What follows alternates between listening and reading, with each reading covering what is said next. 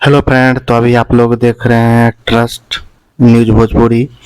तो आज के वीडियो खेसारी लाल का जो न्यू गाना है आम के स्वाद, वो अभी 12-13 दिन से नंबर 1 पे ट्रेंडिंग कर रहा है। अभी 2 नंबर पे है।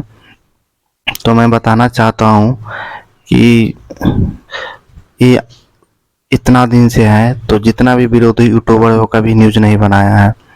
और पवन सिंह का एक गाना आया था, तो हमार देखा हम तो हार देखा, साला 3 भर ट्रेंडिंग में नहीं गया, सबका मुरझा गया था।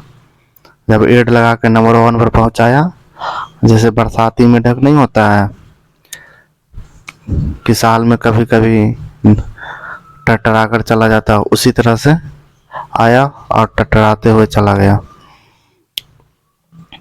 तो हम कहना चाहते हैं कि जितना भी विरोधी यूट्यूबर है, इस गाना पर भी न्यूज बना लो थोड़ा सा, और बोल दो कि 12 दिन से बादशाह की तरह mega star trending star Khesari Lal Yadav ji राज कर रहे हैं। और एक बात, अभी जो पवन सिंह है उसको आज से गुंडा स्टार कहना चाहिए, क्योंकि महेश पांडे को उसने किडनैप करवाया और गाली दिया और मारा, धमकाया और गंदा वीडियो बनाया और वायरल करने की धमकी दी। तो इसलिए पवन सिंह को